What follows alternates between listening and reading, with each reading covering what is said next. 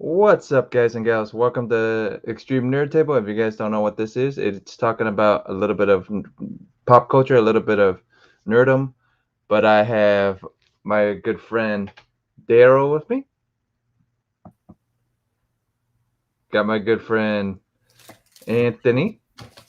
And I got my brother from another mother, G-Man. Harley blurred me. Dang you, Harley Quinn. That's what women will do to you right there. They will blind you. All right, there we go. Right. Oh yeah, there kind of technology. Yeah. So how was everybody's holiday? Good. bored. I sat at home by myself watching TV. It was. I actually went to a bunch of parties. One was a family party. Not a lot of people. There were only like 10 people there, and no one was flying or traveling in and out. They were all people from Florida who live in town. And then I actually had a Christmas dinner, like a pre-dinner with my parents. And then I got to enjoy a Christmas dinner at the DeCamp's house, Daryl. You know Agent DeCamp? I know Agent DeCamp. Daryl, there is not one wall in all of Agent DeCamp's house that doesn't have an action figure on it. His entire house. That day we were talking to him, or maybe you were talking to him on one of your streams, and I was like, he might be a smidge of a hoarder. Dude, he has rooms and rooms and rooms with long boxes of comics up to the ceiling. Wow. And he has every action figure on the market still in the box, held by a thumbtack on the wall in rows, covering every single wall of his house. His tree topper was the Starship Enterprise. Oh, sweet. And he had a remote control that all of a sudden the whole theme song of Star Trek played, and then all the ornaments on the tree, Uhura, Spock, and Kirk from the Mirror episode, where they're their evil selves. Yeah, they all started lighting up and talking after the tree topper went off. That's cool. It was the wildest thing I've ever seen in my life. That is next level. But this gentleman has, his office has so many comics in it. Yeah. That they're all on the floor and they're up to here in his chair. And then he's got a scanner hooked up to his computer. Whenever he buys a new comic book, he scans it with some program and it matches the picture of the comic book in his database and shows that he has it. His nerddom is next level, like crazy shit. Well, the COZ app, you can do that too. Also, okay, maybe that was it. I don't know. Yeah, when he told me about it, I had to like unplug my head from the Matrix and leave his house. Well, I hope your Matrix was better than the one I recently saw. Yeah. No, since we're bringing it up, I just watched it. I just finished watching it before getting on the stream. That's what I did too. So what's like 5 minutes ago, literally. So what's everybody think? Wait. Can we ask what G-Man did first, please? Okay. Can we do that Yeah. for holiday? Okay. Yeah, because we went around. Yeah. How was your holiday, Yuletide, G-Man? Excellent. Nice and quiet with the honey. And I had a friend that came in from the cities. The friend in the cities, he actually sent me this. It's a key ring holder. Oh, nice. Very nice. And the key rings, pretty cool. And this cup, which I drink out of. Can you see that? Yeah. Which is pretty cool. But anyway, I watched the movie twice. Mm-hmm. And I'm going to be very honest. It was dummied down. Just go to the hour and 41-minute mark and then watch the movie. Period. Because that part of the movie, excellent. But you don't need to be retelling me a story or make me understand what it's about, because if you didn't watch 1 through 3 of the movie, I don't like them kind of like, I don't know if it's Recapping. Hollywood or whatever, making our intelligence smaller than what it's supposed to be, we're not idiots. That's debatable. Do you understand what I'm saying, though? Guys? However, you can never make a new movie or a new product with the expectation that only a repeat or a franchise fan is going to watch it. You do have to reintroduce things because there is the chance of hitting that new audience. Maybe children who are 14 years old maybe haven't gone back and watched the first 3 or even the first. So it is a gateway to go back and rediscover a franchise. Let's face it, my son, for example, and I use it just because he's 12 years old. Sure. He saw a later Rambo, like Rambo 5, whatever the Last Blood was or whatever. Because of that, he saw that, never exposed to any of the John Rambo First Blood, Last Blood movies. Sure. He said, hey, what's this one like? Same thing with Terminator. Yep. Maybe you came to Terminator through the terrible Game of Thrones girl Terminator movie. Maybe you came through it through the new movie, which, by the way, got a bum rap because it was a decent movie. Yeah. And then maybe you came through it from Salvation. But those things will inspire people that maybe aren't as old as we are or as seasoned movie viewers to go back on their streaming service or their HBO or their YouTube and go find the original movie to say, oh, it was much better then. Do you think everybody that saw No Way Home has seen the Andrew Garfield and Tobey Maguire movies? No. So imagine all the kids whose the first movie they ever saw of Spider-Man was No Way Home. Yeah. They are going back right now and watching all the movies. And if they're not, goddamn, every channel on TV is playing them. Yeah. So that's all I got to say about that. I think it's naive of us to think that any movie is only catering to the fans of the said franchise. Well, I understand what G-Man is saying here because every Batman movie has to show his parents getting killed. Why? Yeah. It's like, I mean, come on. How many times did we see Uncle Ben die? Yeah, before that. Yes, exactly. So, I mean, I how about Kal-El? How many times are we going to see him totally come to agree with Earth? you as well. But I mean, it's one of those things that is just like, come on, please stop. See, But they did the same thing. Anthony, I understand exactly what you're saying. Me too. I agree with that. I do agree. I agree with that too, Anthony. Yeah. Can I say, I think that this Matrix 4 that I just watched literally before I sat down, I think it's like, if I'm going to rank the Matrix movies, it's probably 4 out of 4. It's like my least favorite. But guess what? Behind the Animatrix. But guess what? It was still a Matrix movie. Yeah. And for all the hate that people had about it, there was no difference in this movie than the third movie or the second movie. I'll be honest, I didn't hate it. I didn't hate it at all. And to be honest with you, I'm confused about all the reviews I saw that it's woke garbage and this garbage and that garbage. Yep. The fact that Trinity, and this is a non-spoiler, the fact that Trinity was only in the movie for like 15 minutes of the entire film, what they had her do wasn't like reversing anything or doing anything. All it was giving comeuppance because the Matrix was really fucking her over. That's it. Yep. You know, and I'm not that tells nothing about the storyline. We all saw her in the trailer. But the point is, whatever she does at the end, it's not a weird thing. It's not a stupid thing. It's not a woke thing. It's just people hating on the fact that, oh, you know what? She can't get revenge, you know? And everybody saw in the last scene, he could do it too. He just forgot, which by the way, was a really funny part in the movie when they said, hey, you're going to fly. And he's like, oh, no, maybe not right now. That was funny. It was funny.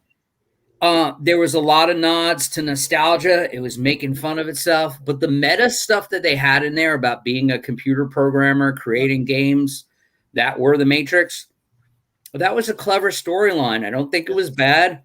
And to be honest with you, Neil Patrick Harris as the analyst I thought was a good character.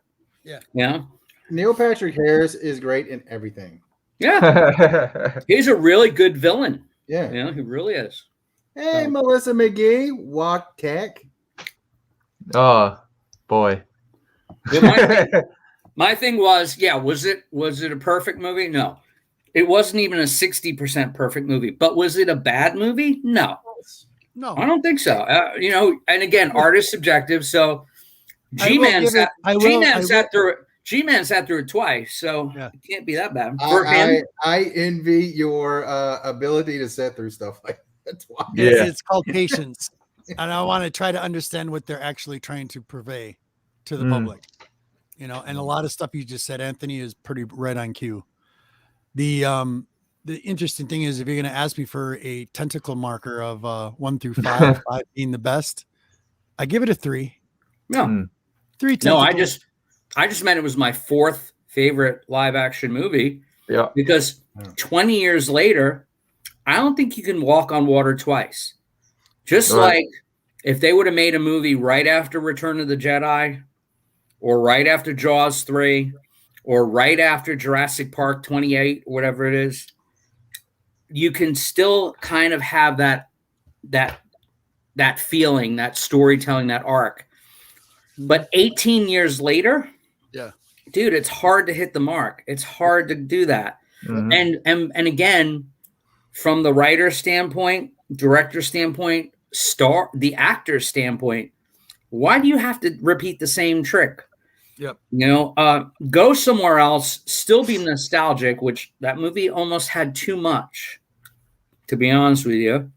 And to be honest with you, my last statement is, it wasn't as bizarre as I thought it was. The trailer led you to believe that maybe Mr. Anderson was kind of in this dream state for most of the movie. And to be honest with you, he was kind of woke, no pun intended, after about 20 minutes of the film. He was full on board this Neo train. And I actually expected it to drag on a long time, where it was like we were having to the audience. It did drag for an hour and 41 minutes. But I thought the audience was going to have to figure out what was real and what wasn't real. Yeah. And actually the plot was a lot more simpler than I thought it was going to be. That's what I'm saying. That's exactly what I'm saying. They made it very simplified. No spoiler, but my impression was that the whole first trilogy was a dream in the first place. Which I thought they were going to do a Bob Newhart thing on the whole thing. Okay. How about you, Jeff? I didn't mind it, but like you guys said, I mean, honestly, I had your both of your guys' same opinion of where they seemed to dumb it down a little bit, and where it wasn't as like they tried to catch, you know what I mean? They tried to catch it again. They tried to catch the Matrix, whatever it was, train again, but it didn't work. It honestly didn't work. Well, let's be fair. It was no Crystal Skull Kingdom. Right. Yeah, it was better than that, but it was a little better than that. Okay, Daryl. Daryl, you're really hard to please. You can't get past 2 episodes. You're very impatient. You can't get past 2 episodes. Impatient. If it sucks, it sucks. It's just that simple. Yeah. Well, as a matter of fact, the Hawkeye that we were, going off and about Hawkeye blew up after the 2nd episode, which you bailed on it. That's what I love. I love that one statement right there. Everything that I've ever watched that people like, no matter how much of it I've watched, it always gets good immediately after that. But you can't, if you're telling I watched 3.5 seasons of Lost. One of my friends goes, season 4s were really good. But dude, there's a difference between 3.5 seasons and 8 episodes. 8 episodes. 25% of the show. But 8 episodes is an 8-hour. But that's an 8-hour movie. Do you think that every movie kicks into high gear the first quarter of the movie? That's called an arc. Had me from go. Well, I have to say this: the Hawkeye, me and the Queen G loved it. I loved every minute of it. I thought it was fantastic. I love the beginning because you have to set up a character. Right. We have to find out why the tracksuit mafia made me laugh. You have to find out who Kate Bishop is, what her situation with her family is. All right. No, that's it. No, really, Daryl? Really? You didn't like Absolute it? Huh? garbage. You didn't like it? Absolute garbage. And he says it's absolute garbage. Wow. For Well, those that's who his didn't hear opinion. me, garbage. Absolutely. But how can you judge it on the first 25%? How can you not?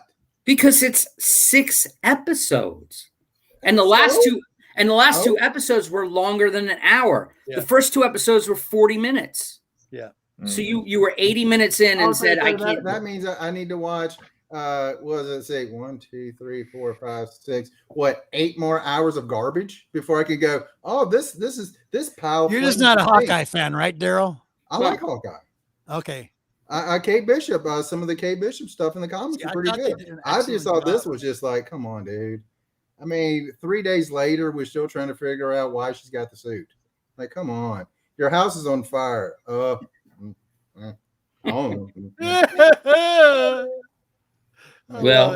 you're entitled to your opinion. I'm just trying to be. So what rock? I want to know something. I got to know, Daryl. What rocked your socks off in movie industry or entertainment industry? That's what I want to know. Let me think. Like this year. Something this year. This year. Yeah, not in 1996. Something this year. You know, in all honesty, I have to go back and look because there has been some really good movies and stuff that have come out this year, and some that really absolutely blew chunks. Yep. The Suicide Squad kind of sucked. It was all right in parts, but it wasn't garbage. What other superhero movies have come out this year?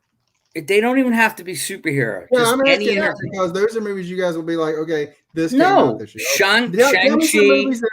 Anything. I want to know what you liked this year. What movies did you really like? Because I might have watched them. Black Widow came out. Shang-Chi came out. Mm-hmm. Suicide Squad came out. I haven't seen Shang-Chi yet. That was decent. I thought that was decent. I was impressed. Actually, that's one I definitely do want to see because the guy was in Kim's Convenience. Yeah, that convenience show, which I thought was absolutely phenomenal. I will tell you though, nothing happens in the first 15 mints, so you might walk you're gonna out. have to okay, 15 minutes. It's a 2-hour movie. Okay, then that's 12.5% of the Just saying. That's 12.5%. Just saying. 12.5%. You got to learn your arithmetic. He kind of Randall, learn your math.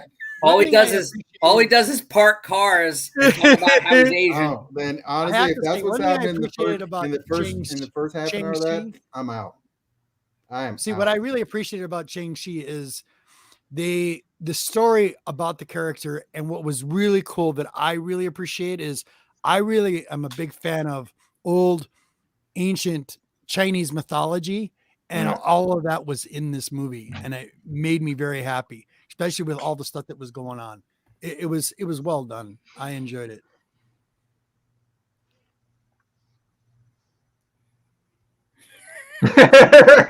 Silent. Yeah. So I still haven't heard the movie you like. Anything honestly, to be honest with you, if I'm not watching it right now, if I don't see a list of stuff, then I honestly forget because I watch a lot. I mainly watch a lot of YouTube videos. I watch a lot of documentaries and things. What kind of documentaries? Because I've been watching a lot of those too. Because those videos are only 10 minutes long. He gets documentaries. I watched one on serial killers that was like 12 episodes. No, it was like 6 episodes. Each one was like an hour plus. It's no fair. Someone dies at the beginning of every one of those serial killers. There you go. You get your attention. You were a fan, Daryl, of some Netflix shows, whether it was Sweet Honey Tooth or whatever the fuck, or Lock and Key. I watched 2 episodes of that. Out. Didn't you? You mentioned something you liked. Hit Monkey. I've watched the first episode, and I might go back to it. I might not, just because it has that Archer vibe to it. What about that wrestling show? Did you watch that wrestling show? I watched the first couple episodes, and I don't have the channel to actually watch anymore. Gotcha. You mentioned a show on TV that you streamed in the beginning of the year that you loved. It was that was 12 months ago. All right. Well, the G-Man did say this year. He didn't say like in the last. I am like basically locked into my house for all the time. Dude, so I hear watch you, so much stuff, so many videos, so many TV shows, so many things that after a while it just runs together. Yeah. I got it. Like Squid Game. Squid Game was good. Squid Game. Squid Game was excellent. Now, well, let me ask you this: did you like Black Widow at all? I mean, it wasn't great, but did you enjoy it? I thought it was all right. I liked it. It was just too. It was. It needed to be 8 years ago, and it needed to be different from what it was. Well, the nice thing is the last 3 episodes of Hawkeye had Natasha's sister in the show. Yes. Okay, well, that's not Black Widow for me. Okay, Black Widow for me. Still good drama. I mean, I don't care if it's actually her name is Black Widow. I got a really bad feeling here that we're really running into like a DC Marvel kind of an era thing. Is that it? Not at all. Not at all. Not at all. Peacemaker coming out looks like pure like a pile of flaming turds too. And the sad thing is, at some point they will probably make mention of flaming turds because that's the kind of humor they're going for. All right, since we're talking about flaming turds, what everybody thinks about Punisher's new logo? Speaking of flaming turds. Yeah. Why? Anybody a fan of symbolism behind the skull has a lot to do with. Anybody a fan of the new one? Anybody a fan of the? I mean, I'm more of the fan of the old one, but anybody a fan of the new one? No, it's silly. It looks like the Mandalorian and whatever. Looks like it's supposedly it's going with the supposedly what I heard was it's supposed to be going with the whatever they're writing he becomes the lead. He becomes the leader of the Hand.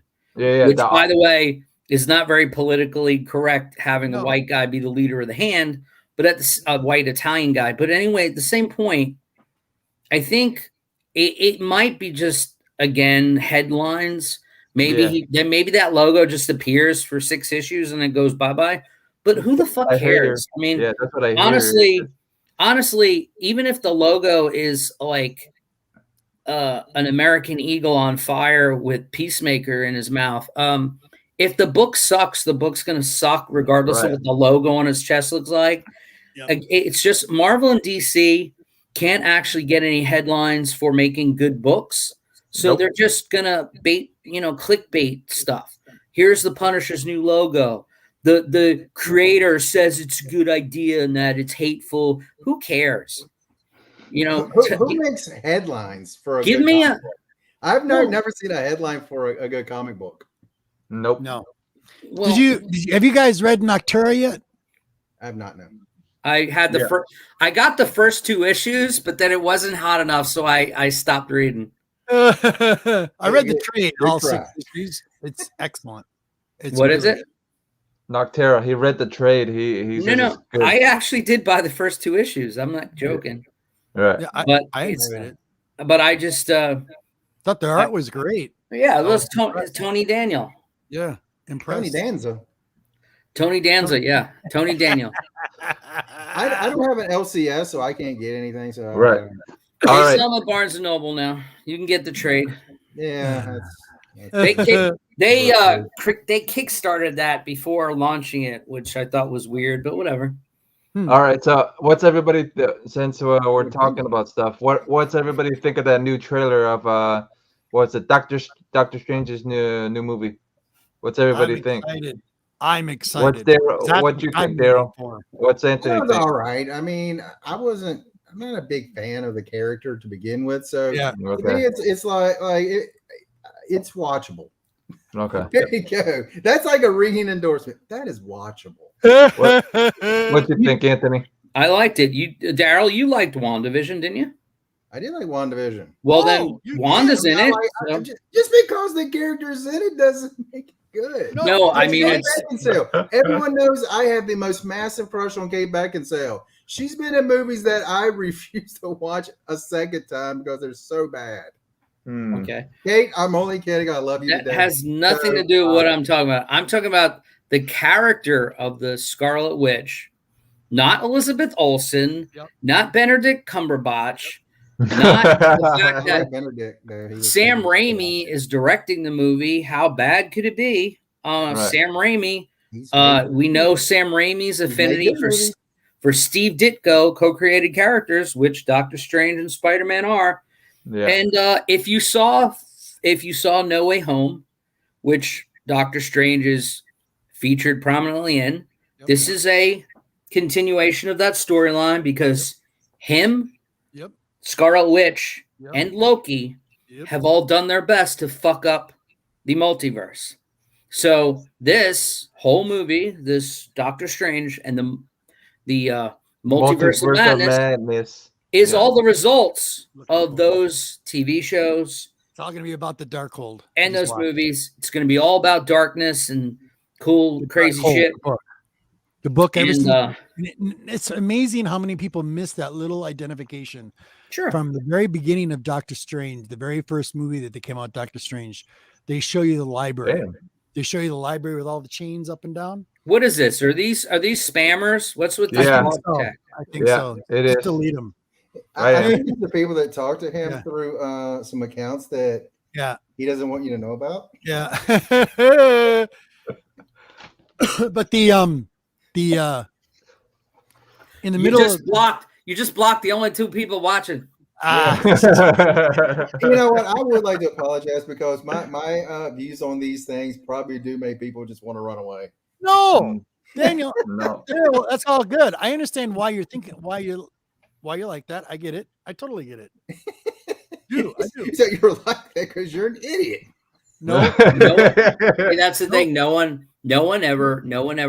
Everyone has a right to their opinion. Yeah, everybody's opinion. Your opinion is, not everybody's opinion is different, man. So I'm feeling really fucking old because there's a bunch of like 30-year-olds and 27-year-olds that I work at the place I work at, and they all come up to me and ask me about these movies and new books that have come out and ask my opinion. And I tell them the truth, and they're just like, tell me why you liked something out of it, like the new Spider-Man movie. Tell me why you liked it. Right. Well, the whole. Go ahead. No, go ahead. Finish. No, Sorry. but it's just kind of like I want to understand in the younger perspective because I'm an old fart and I've got my own way of thinking about stories. What's really been bothering me, I'll be perfectly honest. No one reads their goddamn books no more. Nope. It bugs me. Everything is a fucking trade. Everything is just looking on the cover. Yeah, we are all bad at doing that. If we like a cover and it attracts you to the cover, do you read the book? Right. That's my biggest thing. I read the book, and if the book sucks, I'm not buying anymore. Right. Period. Yeah, if I had the time, I would read more. The story that you're like not reading gets really good in book 5. So you need to get the first 4 to set up book 5 through book 50. That's good writing, though, too, because I'll give you an example, and Jeff knows this. Mm-hmm. Like, You Promised Me Darkness. That fucking book pissed me off to no fucking end. Yep. But I enjoyed it. I still enjoyed it. It made me so mad. Hey, Splash. See, in Daryl's world, the first 10 pages all have to be splash pages. But that book, that sucked me in, and I was so mad because I was trying to understand what the writer and kind of the artist, what he was trying to portray on his pages, what he was trying to tell me as a reader. And it was basically a writer telling you the story that's got all this stuff in it. And it was like, my squirrel moments, same kind of thing. But I was like trying to understand what this writer's telling me. And I wound up liking the book after issue 4. And I bought the whole run. But it was one of those books that really lit me up because I like to understand what this writer, it's like this as an example. I mean, like the cup, for example, with Cthulhu. You guys, Merry Christmas, Monty. I thought that was the Hydra logo. What's that? No, it's 2 hands. I thought it was the Hydra logo. No, it's 2 white hands. Like Mr. White Gloves. I was like, he's putting his keys on the Hydra logo. Yeah. But it's just like, that, for example. I was at the mall recently. I haven't been into a mall for like almost 2 years since friggin' this whole thing has gone down. Right. Me and the Queen went there. I was blown away by the merchandise. I always look at particular things that catch my eye.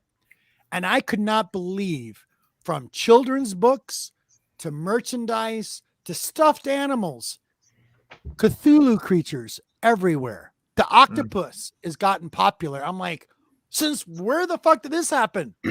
Because do they people even like know what the story's about? No.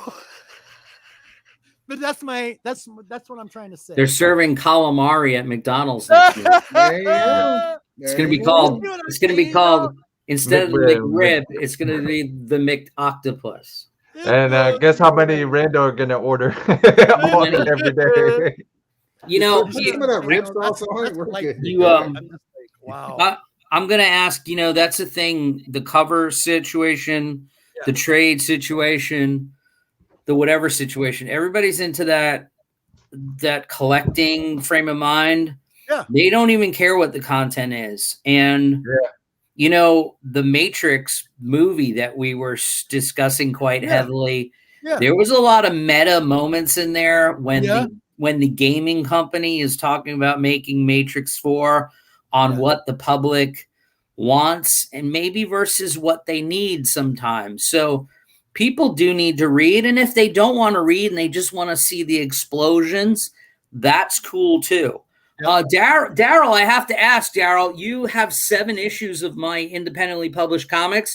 Have you read any of them or have you not gotten past the covers? There's something inside of those? What the?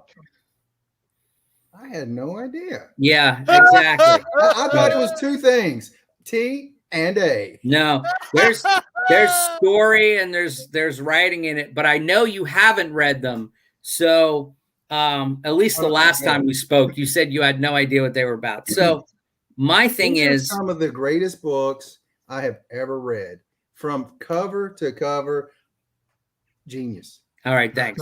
But I am kind of concerned a little bit because Jeff, in the corner box, the left-hand corner box there, the handsome host of this show, he always talks about how many piles of comics that he has sitting around, but I'm curious in whether he reads them. And by the way, I'm just curious. And again, this no offense meant. I'm just curious. Those vampies that you strive so hard to collect, do you actually read them or do you just look at the covers? No, I actually read them. I actually read the vampies. And then sometimes if I get a chance to read the piles I get, I'll end up reading them. But it's a lot of the times that it's hard for me to get time to read it. You know what I mean? Yeah. But I think maybe as consumers, and I'm, you know, I'm not a hypocrite, but I'm piling myself in that group. If you do not have time to read it or watch it or consume it, maybe you don't have to invest in buying it just to have that cover or just have those 10 variants. That doesn't sound right. Okay. That doesn't sound right at all. Doesn't sound right? Doesn't sound right. I can't see buying a book for the cover and not opening it up. No, I actually open it and actually try to read it. And I'm not saying anybody on this panel does it. I tried to read it. But what does that mean? I tried to read it. I do know people that go into my LCS and don't read a damn thing. Yeah, I actually read it. So I'm done with this book. Bullshit. Yeah, see? They're comic books. Is Splash Pages the guy that was on the show with us, G-Man, with the with actual white gloves? Yeah. That's Monty. Okay. Splash Page Comics. I'm gonna read a whole pile of Silver Age tonight with a pepperoni pizza dangling over them. He doesn't have to watch it, he'll be fine. You're gonna get him lit. Got any? All right, guys. Got any cool gifts from anybody this on Christmas or anything? Why don't you show us first, Jeff? What you got? All right. I got Mike Roy, actual original piece from Mike Royer for my sister, and he actually did. That's really cool too. Yeah, he actually did a couple of issues of the original run. So hold on. Make yourself big. I am. Yeah. So he did like a story in issue 2. So of this run. Nice. Yeah. So and then I'll show you the piece. That's where facsimiles come in handy when you can actually read them. Then. Yeah. In the tube. You got him a telescope. Yeah, got me a telescope. Hear ye, hear ye. This is a tree. We sent it to That's space by beautiful. accident. This is Yeah. beautiful here. Look at that. Nice. That's nice. Yeah. That's very cool. Yep. That's like the next 5 pages in my next issue. I love it. Look, now I don't have to read it. Yeah. Spoiler. If I had that piece of art, I'd just swipe each one of those images for 5 pages.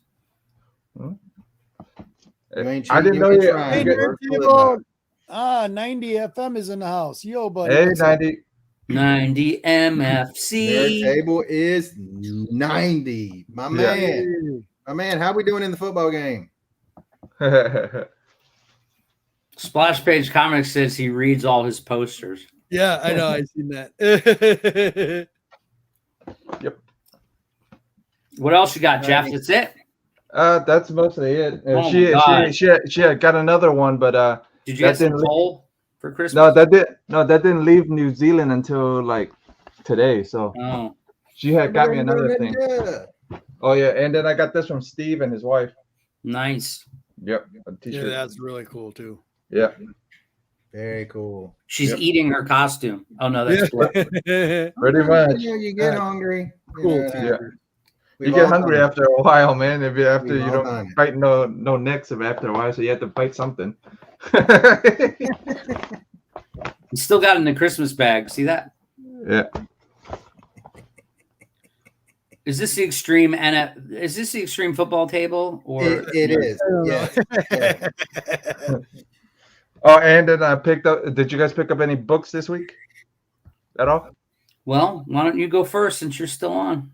We may have gotten 1, 2. Yeah, I picked Maybe up 1.5. King Conan issue 1. Is that new? Yeah, it's new. It's Who's from working Marvel. on that? It Anybody is- worthy? Jason Aaron. Okay. So he wrote Thor, so he did a pretty cool Thor one. So I'm excited Anyone to see. decent drawing it? Who cares who writes it? All right, Fucking G-Man could have wrote it. It don't matter if the art sucks. right. Hold on. Let's see who. Names on the front cover, I think. Yeah, Unless- well, it's Unless only they the- don't put the artists on the front cover anymore. No, the artist is on the front cover. It's just I just wanted to see what his full name is. Melissa Gilbert. No. Chloe Grace Moretz. Oh, not even, dude. It's just every freaking Marvel book does this. The first 14 pages is this person, and then the next couple pages is Well, another that's person. for people like Daryl, because if he doesn't like the first 10 pages, the next ones are usually good. That's That freaking sucks, by the hilarious. way. That sucks when it's issue number 1. Right. And by the way, whoever 90 MFC is, you're out of your mind. That's Chad. Art is irrelevant. Give me a good story. Yep. Yeah, it's That's- called a book. Yeah. That's 90's point of view of 90. it. Yeah. Wait a minute. How come 2 minutes ago everyone has an opinion and it's okay too? You're an idiot for having your opinion. Oh, did I call him an idiot, or did I say he was out of his mind? There's a You difference. know, if you're out of your mind, you can't be that bright. Comic books are a visual medium, not a literary medium. So if you take the words out, you still have a comic book. But if you take the art out, it's not a comic book anymore. It's a book. Yeah. I'll give you that. All right. So I got a Secret Santa this year. His name is Red Hulk Dad. He does these stands, and he made I me know this. Red Hulk. Anytime, buddy. I sent you the invite, 90, so you can jump on if you want. So he made me a comic book stand, Eee. which is kind of Yeah. cool. Nice. That's really neat. And then I got a book. Since we're talking about books, got this from the Queen G. I'm a big Carl Sagan fan. Yeah, that's a Actually- book. There's no pictures in there. Are you Nope. sure there's no pictures? Not a No single pictures. picture of that book. Read. Not Excellent That's a book. book. Excellent book. Then there's a comic book. Gosh. which, by the way, originated from comic strips, not even full-length books. Exactly right. Well, we were just talking about us being guilty of picking up stuff cover-wise and not reading-wise or whatever. No. It's all good, but my thing to say art is irrelevant when we're talking about comic books. No. Is absurd, no matter who says it. I picked this one up because there was a Pirello cover. That's the main reason I picked it up. Exactly, Chad. You're good, buddy. Yeah, you're good. Pirello. I don't think I was dissing anything 90 MFC said. He was making a general conversation that art is irrelevant. Yeah, and then I picked up Barbarella. This Barbarella one actually is good. So I actually read it. So I read the first couple of issues, so it's actually decent. I was curious. Yeah, it's actually decent. So. Yo, Cap'n, what's up, buddy? Hey, Cap. Yep. So those are before and then House of Slaughter, and I picked this one up too. So. Well, I don't have any modern books to show, but I have. That's fine. Yeah, that's older fine. ones that came in this week. I can show you those. That's cool. I got a shirt. You got a shirt, huh? I got a shirt. Shirt. Yeah, he got a shirt. Yeah. This right here will tell you. My sister-in-law loves me, but she also is like, I remember you said you liked this 5 years ago. But also because apparently she knows me and Jeff are friends. She got me a nightlight. That's gorgeous. That's cool. That's cool. So there you go. That's really cool. So there you go. Next year, you're gonna get a "Where's the Beef" shirt to go with that Hump Day shirt. I actually do have one. I was talking about my Fred Sanford shirt earlier today too. Yeah. Do you have one of those? What, Fred Sanford? Yeah. Yeah. Well, are you surprised I have a Fred Sanford shirt? No, I was reading that comment. Oh, Fred G. Sanford because the G is for good. I want that. 90 MFC, to be clear, no one is talking about what anybody dislikes or likes. I was just picking on the idea that art can be considered irrelevant when it comes to a visual medium. That's all. So Alex Ross is a great artist. No. Art doesn't. Good art. First of all, there's no definition of good art. Artwork is not science.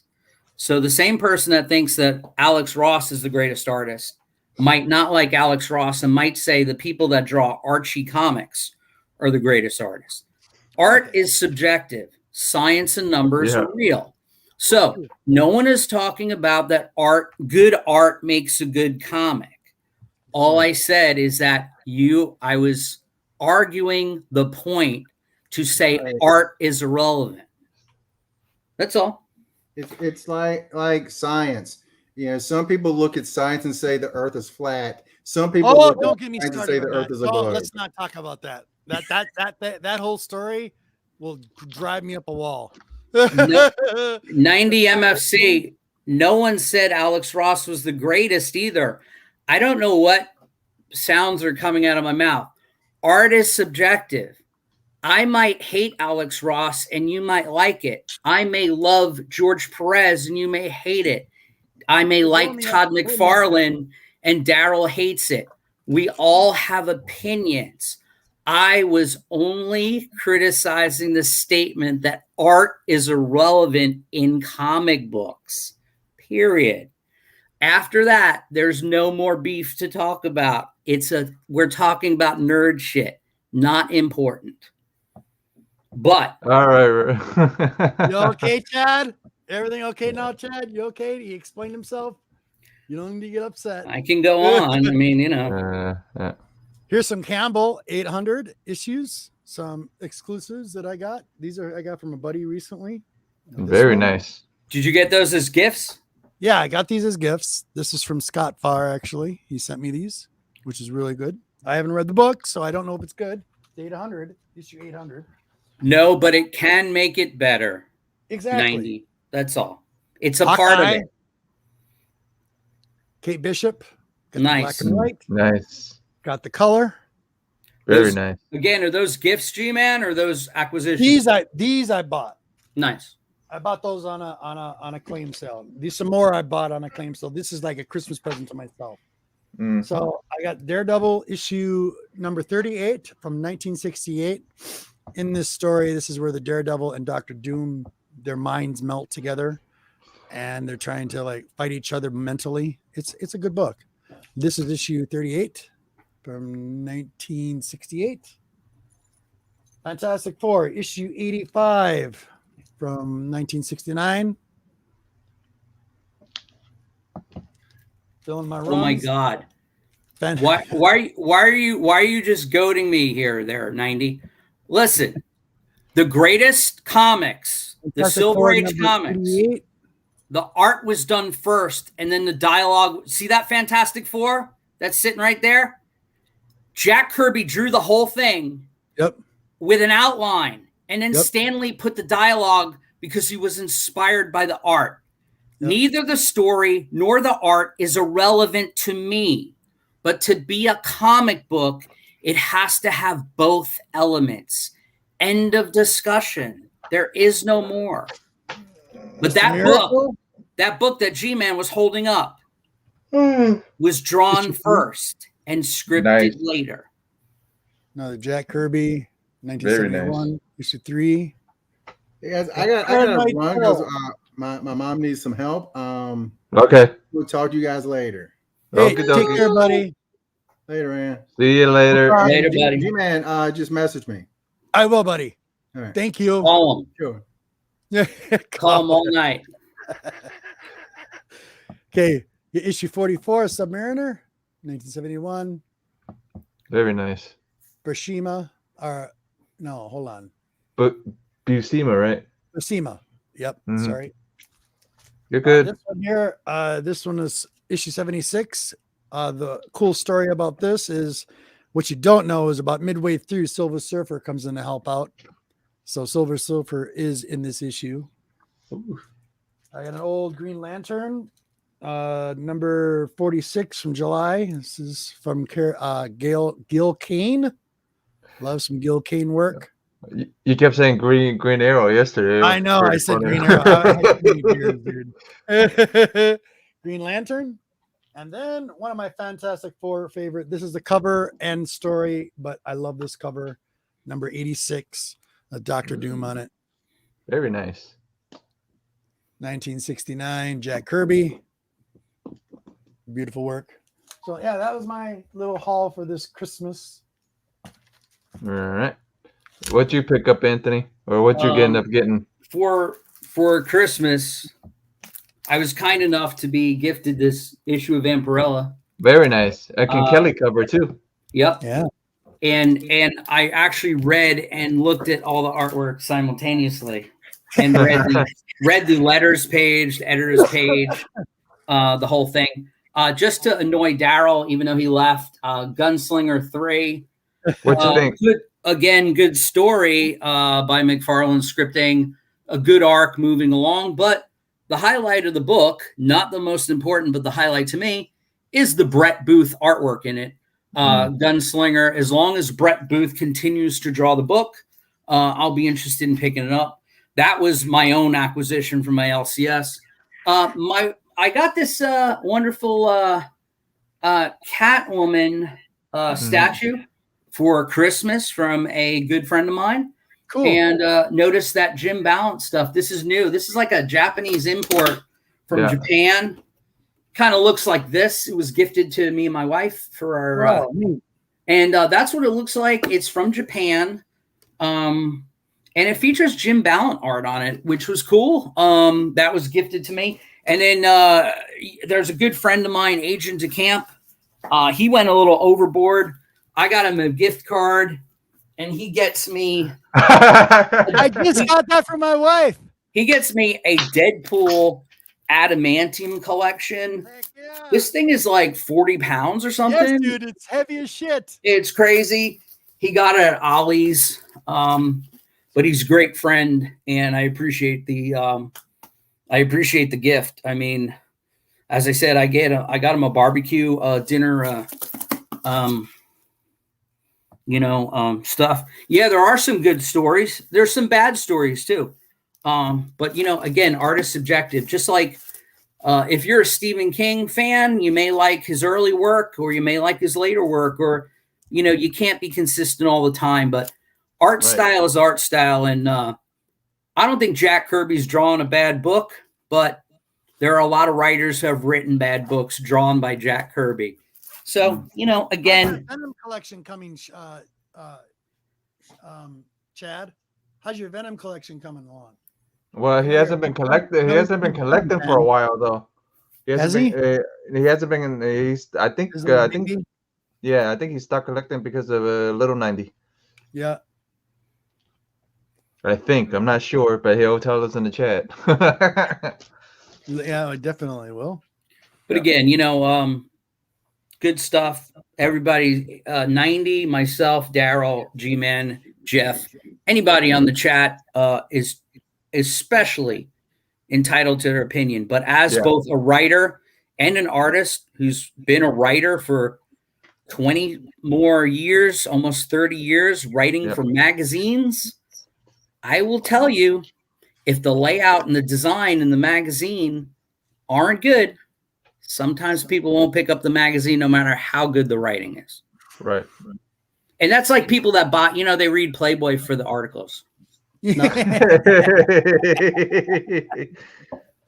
And by the way, to be fair, some of the writing in Playboy magazine over the years, especially in the 80s, early 80s and 70s, amazing interviews, great articles. Yeah, some of the interviews are really good. But those aren't what got the attention. So that's all.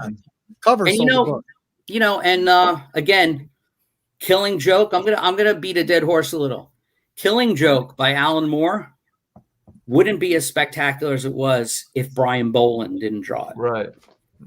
That's all. That's all I'm saying.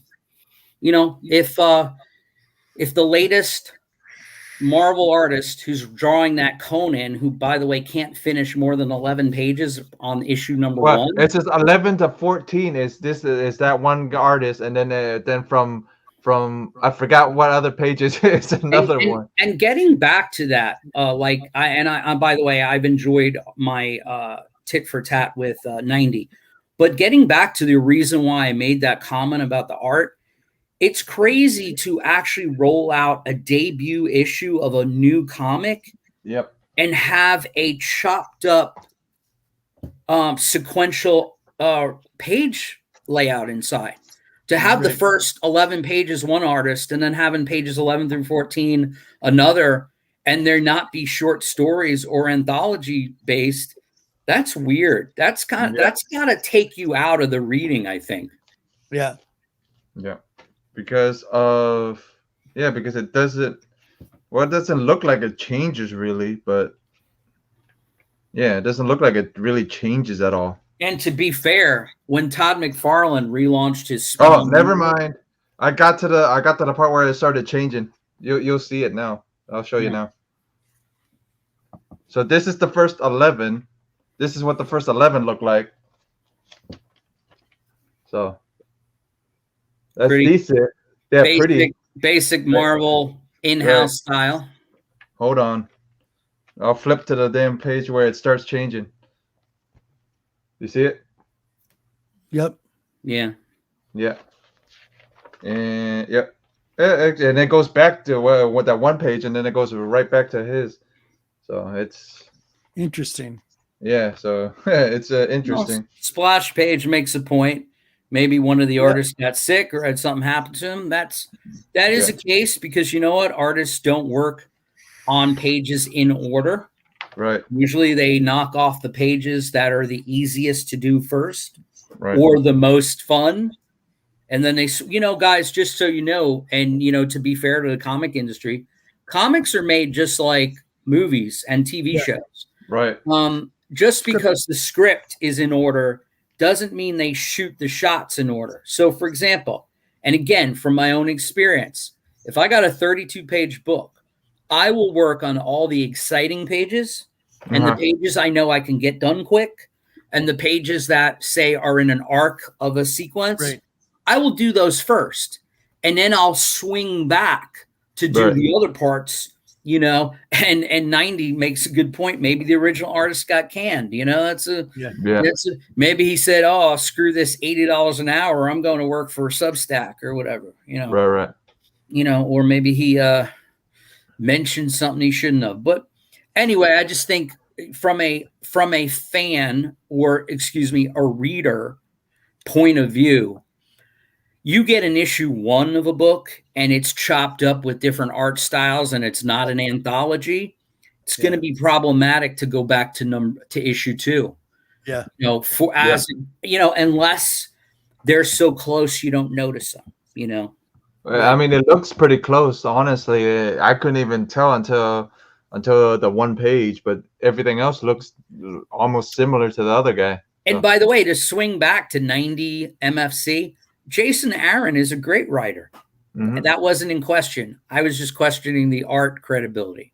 Right. And I think if you have a great writer, case in point, Killing Joke, Alan Moore, having Brian Boland draw it just adds to the special sauce. That is that. Like, what was it? A couple of years ago, like the Black Cat one. That one was straight. The Black Cat. Oh my God! Beautiful covers, and as soon as you open it up and you look at the character, you're like, again, what the hell is it? It's the drapes and the carpets. You know, the drapes don't even come close to the carpets. You got these J. Scott Campbell's covers on every issue, and then you open it up and you get trash, or you get, you know. And by the way, what's my trash is another person's treasure. Exactly. In my opinion, I thought it was trash because I thought it was trash too. There's no style consistency. Right. And by the way, everybody's doing that now. Right. Everybody. So, you know, like I told you, Jeff, I was really liking that Amanda Connor, Jimmy Palmiotti series of Sonia, the Invincible Red Sonia. Yeah. At least that guy Moratat, he has done the every issue, you know, every issue. So, you know, well, 90, to be clear, you're great. But again, you said something personally, and I'm going to say something personally too. As an artist myself and a writer, I know that a good book with great art, for example, Larry Hama's classic G.I. Joe, which had no dialogue in it at all. And Jim Steranko did a lot of books where he would go 8 pages with no dialogue. Yeah. If the art can tell the story, the writer does not matter. However, if the visuals rely on the art, if it's 2 superheroes having coffee in a cafe across the street from the Daily Bugle, you need that Brian Michael Bendis dialogue. Here's something for you. Here's something for you, Anthony. And you too. I don't know if you had a chance. I'm so mad, but I'm trying to get it. Don't be mad. Covers for it. It was the new Wonder Woman called the Amazonians. Have you seen that?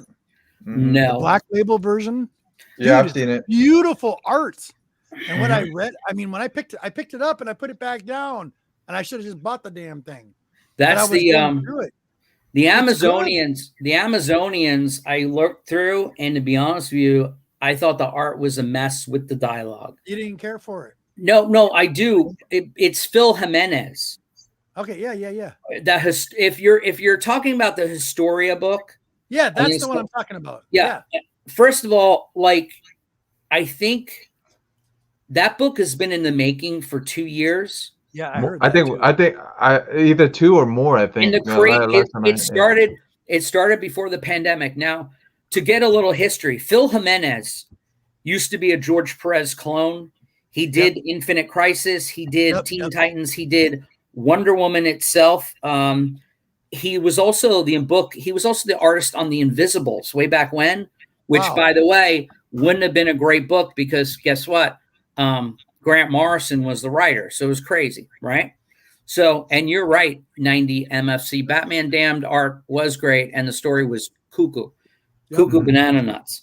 Yep. But the Phil Jimenez Historia is, in my opinion, from being a fan of Phil Jimenez's art too, it looks like a mess. I think he's gone all collage-y and super Sienkiewicz kind of inspired. And also the fact is, I got to tell you, Phil Jimenez used to draw by hand. And in the last 3 years, he's been doing only stuff on the computer. So the thing is, I'll be honest, I'm definitely I'm buying it. What I seen out of it, I was like, that was all like, yeah. But I hate to disappoint you. And here's the really disappointing thing. They hyped that book for 3 years. It's written by Kelly Sue DeConnick.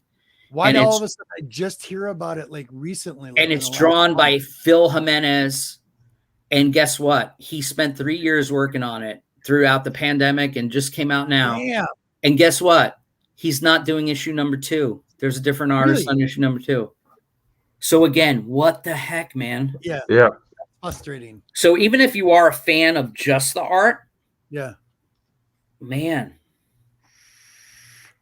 90, I didn't have not a truce, so there was no beef, my friend. I don't this is not the real world. This is the okay, Chad. Take it easy, buddy. It's all good. This is the comic book nerd matrix. We are not real. Anthony is a punk, and he knows why I love him, because he says what's on his fucking mind. And just for historical point of view, just so 90 knows my take, I used to be an English lit teacher, and I was a magazine, and I was also a magazine journalist since 1992. And I also create and draw my own comics. So I know a little thing about images and words. And by the way, I also write and sing in a band. And sometimes there's he does too. And 90 does too. So awesome. Well, then here's my analogy. Sometimes you go see a band that really rocks, whether it's a metal band or rock band, country band, I don't care.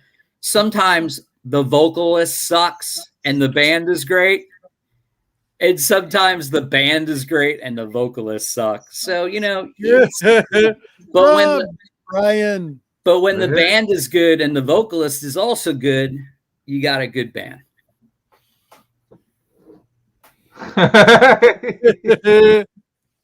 Awesome.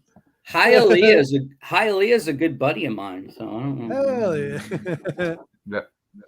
But it's, I mean, honestly, like you guys said, man, it's right now it's they're gonna hire other artists out of the country artists because they're cheaper. Yeah. And they're, you know what I mean? It's not like they're not gonna go, oh, hey, well, let's go get Alex to do this, or because he costs us too much. Oh, we can go get this guy from India or this guy from Japan or something like that.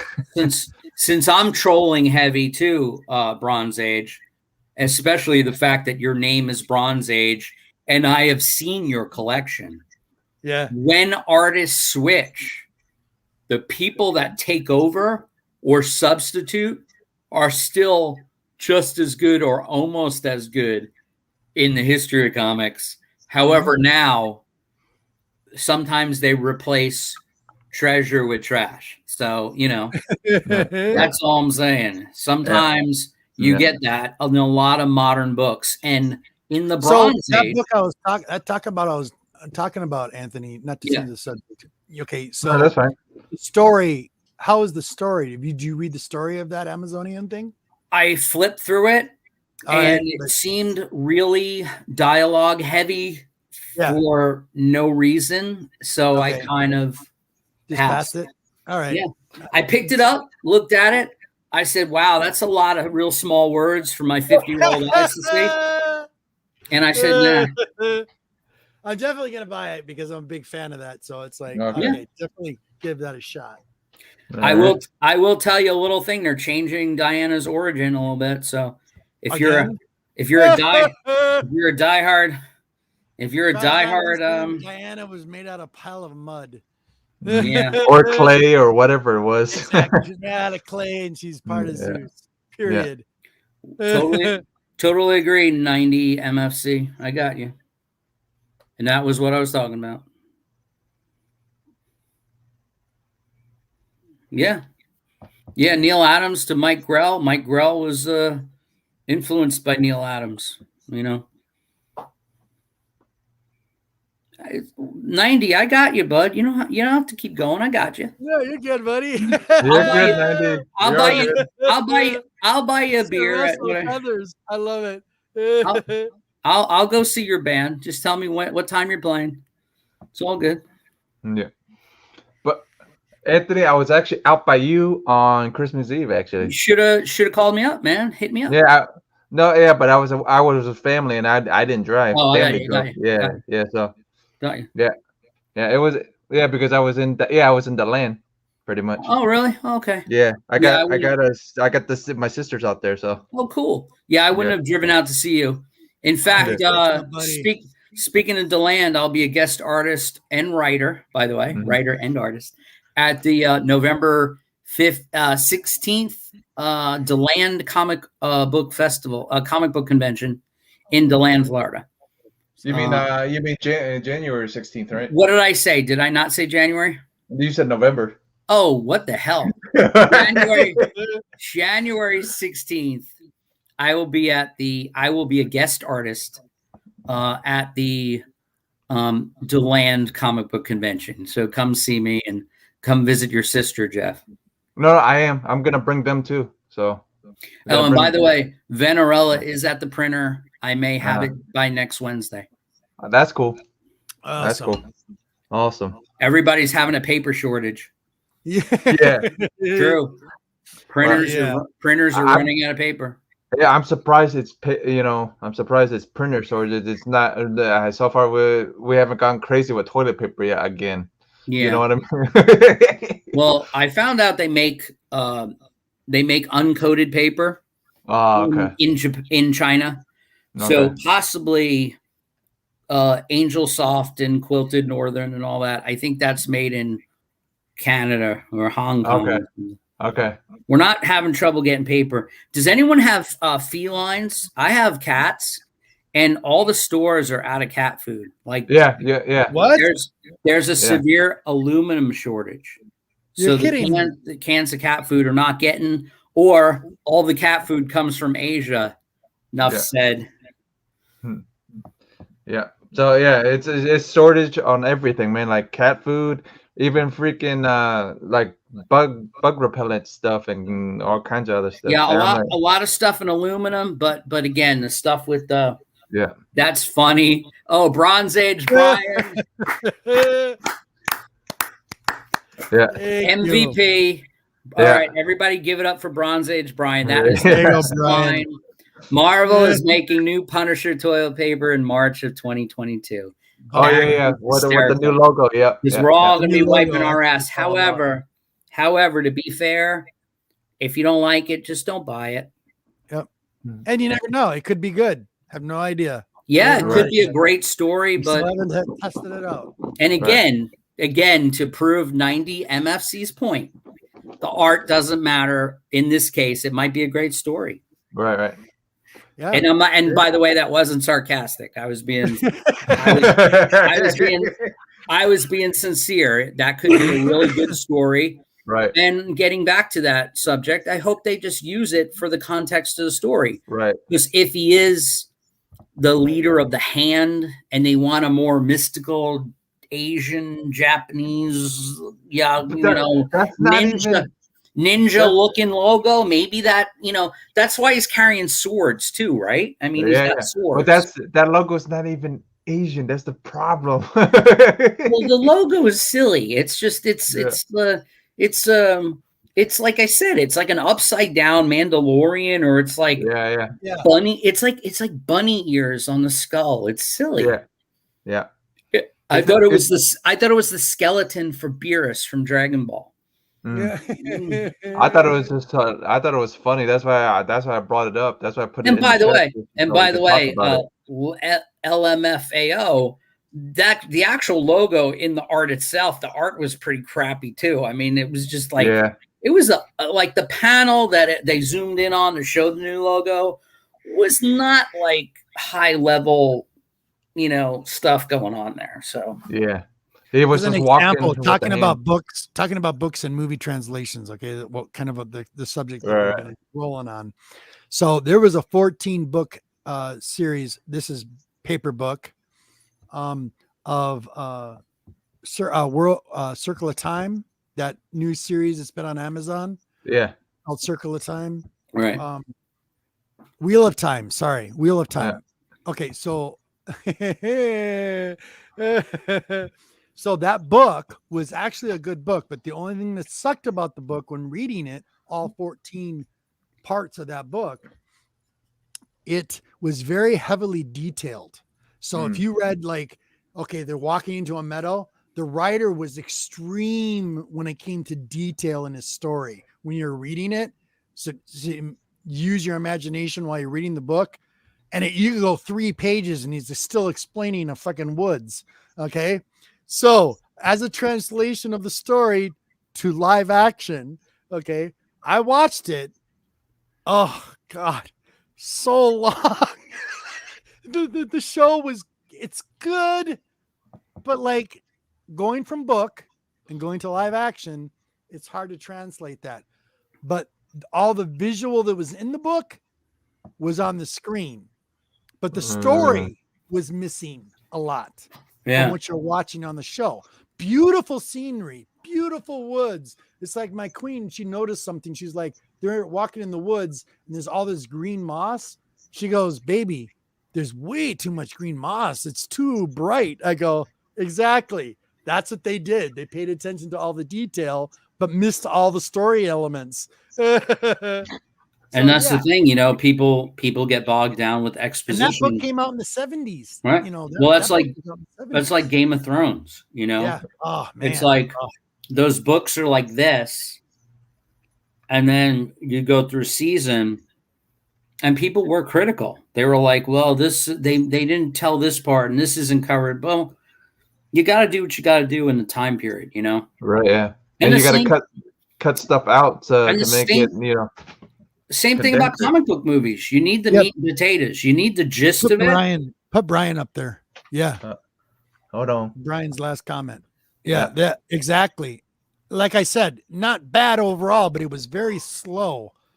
And then it's like all of a sudden they get to the last issue. Hopefully they continue it.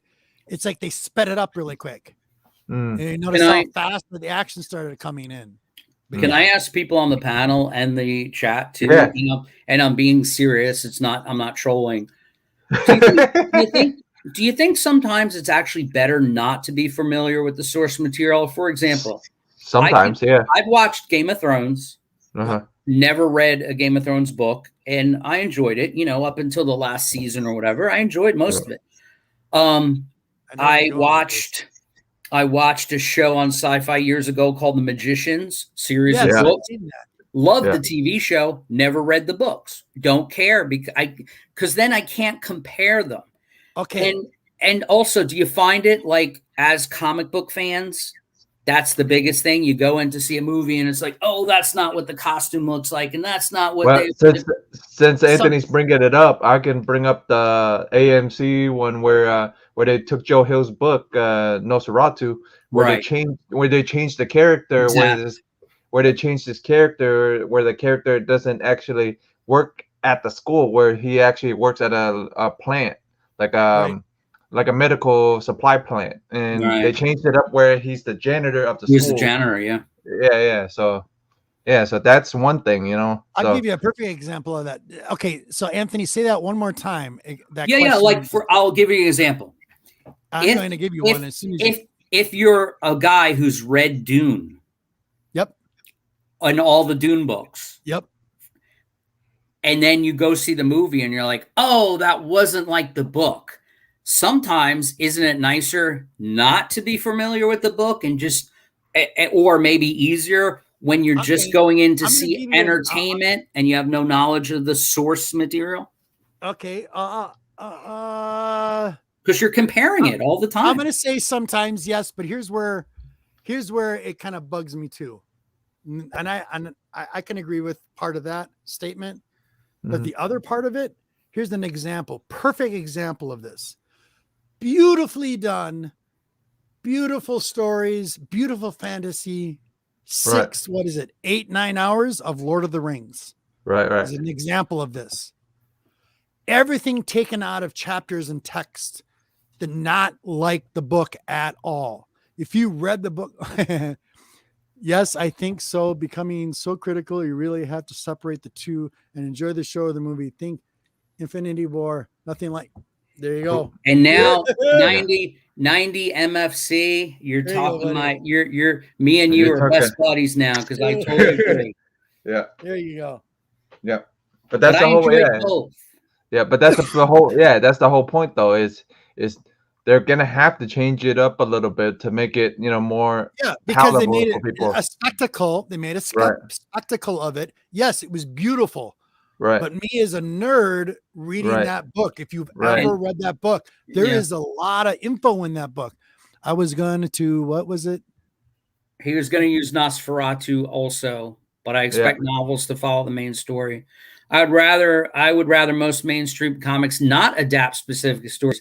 Yes, William Sorolis, you are always a voice of wisdom on this chat. And also going back to Bronze Age Brian, not that he's saying that I made a good point, but this is probably why the masses have no issues with MCU, DCEU. In fact, the normies who are not on YouTube channels like us think that the origin stories of Wanda, the Scarlet Witch, and the Falcon and Winter Soldier and Black Widow, they actually think this is the stories probably in the comics. Yeah. And that's where I have a problem. And that's why comics, like, how Endgame made $2.5 billion, but Avengers comic sales didn't go up because nothing in the comics kind of resembles what's going on in the movies. In fact, half the people in the movies from the first phase or the first 3 phases of Marvel, half the characters are dead. Yeah. There is no Iron Man. There is no Steve Rogers. There is nothing in the cinema, in the universe yet, but the comics, Steve Rogers is still there. Iron Man's still there. There's a thing. And to be honest with you, G-Man, I never read The Lord of the Rings, even though even though I'm Mr. Hoity-toity saying I was a English lit teacher. Yeah. I just never had the reason to read Tolkien other than finding out. Let me say this, Anthony, seriously. Yes. If you haven't read the book, if you find the time anytime in your life to read that book, read it. It is super deep. Nothing. I've read the Hobbit. I've never read the Lord of the Rings. I read the Hobbit one before. Yeah. Because here's the cool thing. Remember, my love for history and books and all that. That's one thing that's cool about the Lord of the Rings trilogy, the book itself. When it was written, the things that were happening in our modern times. Oh, sure. It's all in the book, and it's fascinating. It's so cool. That's what I nerd out about. Oh yeah, I know all the allegory and the metaphors being used in the book. I just never read it.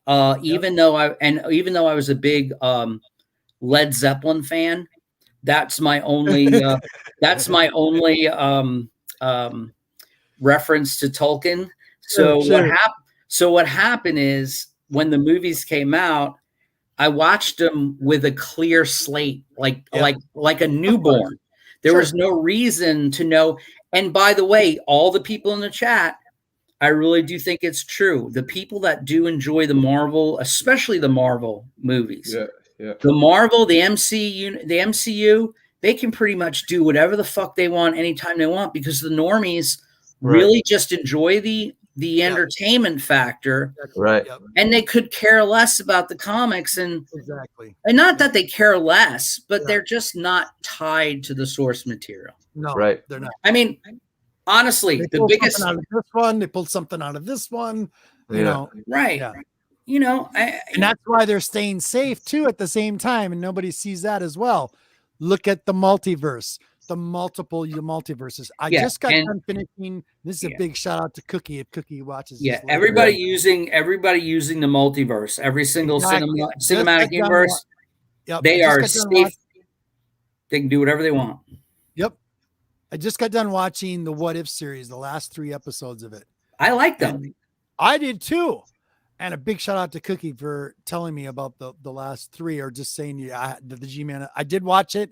Excellent. Enjoyed that very much.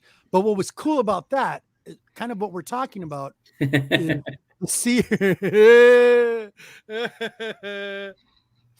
Love it. The same thing too. The Seer in the What If series, he's being invaded, you know, in the multiverse. So it's like the MCU can do whatever they want and come up with any kind of story, because what are they going to do? Say, be safe. Call it the multiverse. It's another alternative story. Well, again, all bets are off, and they can do whatever they want. And if there's a variant of everything, then even when shit doesn't work, they can just rewrite it. Yep. Like if Tobey Maguire's not working, you bring in Andrew Garfield. If Andrew Garfield's not working, you bring in the new guy. And then when the new guy doesn't work all the way, you bring them all in. It is what it is. Yay! Again, take a hush break. falls over the crowd. Working his butt off. Look at Simply Incredible. He left the podcast. I've seen that. But he can sit there and make jokes all day. What are you talking about? Yeah, that's all right. All right, since we're going on an hour and 20-something minutes. Hey, did you hear they're remaking Lord of the Rings? And it's like the guy who did Hamilton is doing it, and it's going to be 100% African American cast in Tolkien, but there's going to be one white guy, and he's going to be the Tolkien white guy.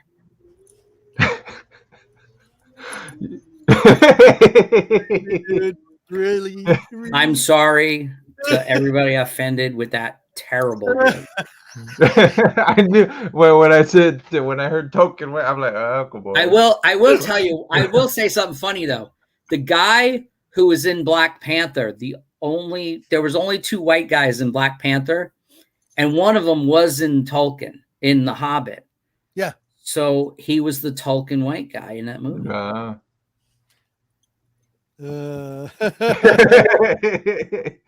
All right.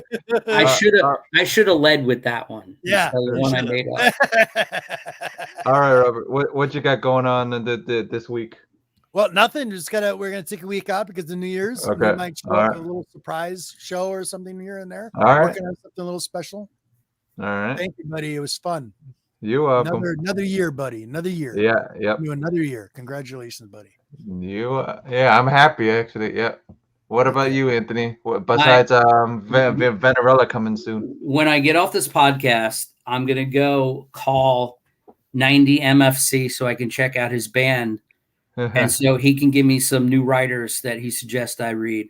Other than that, Venerella this week, hopefully I'm getting it from the printer, and I'm going to be shipping out to my almost 50 backers this week, hopefully. So anybody that backed Venerella #1 on Indiegogo, please check your mail or stay tuned for updates from me. Soon as I mail them out, including you, Jeff, soon as and Robert for that matter. Yep. G-Man, I didn't mean to give away your secret identity, but you guys will be getting Venerella #1 in all its glory sometime in the next 10 days. Cool. Again, I would have had it a week sooner, but literally my printer told me, hey, the pages we use for your interior, we have none. So we had all the covers printed, prints, trading cards, posters, but they actually couldn't print the comic book itself. And so that was a problem. And in fact, I had to go with a hair thicker paper, just a hair. In fact, the printer said if she hadn't told me, I wouldn't even noticed. But to be honest with you, if I would have turned down that grade of paper, she said she wouldn't have been able to print them until February. So I did what I had to do. And again, on January 16th, you can come see me, Wild Mercury Comics and Anthony Sika, as a guest artist, writer, creator at the DeLand Comic Book Convention, January 16th in DeLand, Florida. Yep. That's what Anthony got going on. And then all I got going on is I'll try, like I said, I'll try this week if work doesn't try to hold me over 3-4 hours for Anthony's Comic Wednesdays. And then I have Extreme Nerd Table next week. And like Robert was saying, we're taking a break on the comic book. Oh, for some It's reason, the Nerdy Collective. The Nerdy Collective. I keep thinking a comic book with a Nerdy hook. Collective. The Nerdy Collective, yeah. No, I know that, Robert, but I keep thinking of the Hook show. You know what I mean? When we originally had it. On a long time ago. For some reason, I keep thinking of it. You know what I mean? It's That's all right, weird. buddy. You're in the Matrix, Jeff. It's okay. You gotta find Trinity. That's pretty much what we got going on, guys.